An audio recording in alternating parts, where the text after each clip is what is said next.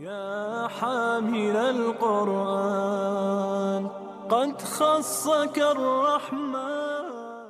الحمد لله والصلاة والسلام على نبينا محمد مصطفى وعلى آله وأصحابه أجمعين.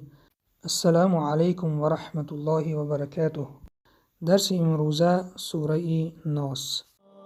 يا حامل القرآن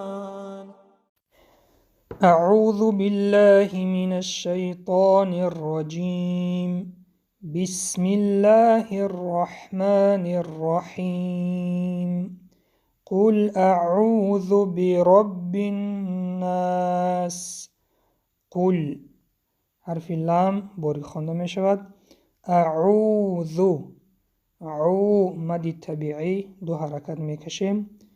برب الناس برب را غفظ خوانده می شود با سبب فتحه. برب الناس همزه وصل کلمه پیش از خود و بعد از خود را پیوست می کند. ناس حرف نون با تشدید آمده است، دوتا خوانده می شود. و اخیر ناس مد عارضی با سکون مقدار 2 3 تا 5 حرکت کشیده می شود. ملک الناس ملک الناس همزه وصل کلمه ها را پیوست می کند. ناس اینجا هم مد عارضی با سکون. اله الناس الهی مد طبیعی. الناس همزه وصل کلمه ها را پیوست می کند و ناس مد عارضی با سکون مقدار 2 3 تا 5 حرکت کشیده می شود. من شر الوسواس الخناس. من اخفا نون پنهان کرده خوانده می شود به سبب که بعد از آن حرف اخفا آمده است. حرف شین حرف اخفا می باشد. شری حرف را با کسره باریک خوانده می شود. من شر الوسواس همزه وصل کلمه ها را پیوست می کند. وسواس مد طبیعی مقدار 2 حرکت کشیده خوانده می شود. وسواس همزه وصل کلمه ها را پیوست می کند. وسواس الخناس حرف استعلا است، غفظ خوانده می شود. خن خا خناس ناس اینجا هم مد عارضی با سکون.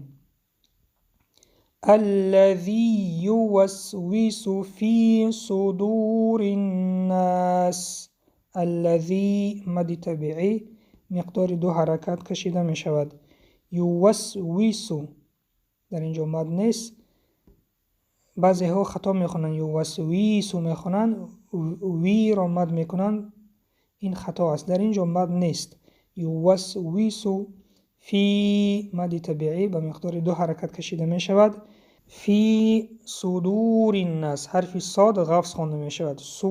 صدور مد طبیعی به مقدار 2 حرکت کشیده می شود. ری حرف را با کسره آمده است، باریک خوانده می شود. صدور الناس همزه وصل کلمه ها را پیوست می کند. ناس مد عارضی با سکون. و آیت آخر من الجنة والناس من همزه وصل کلمه ها را پیوست کرد. جنتی حرف نون با تشدید دوتا می خوانیم. والناس در اینجا هم مد عارضی با سکون مقدار 2 3 تا 5 حرکت کشیده می شود. این بود پایان درس امروزه. تا درس های آینده در حفظ و پناه الله باشد. السلام علیکم و رحمت الله و برکاته.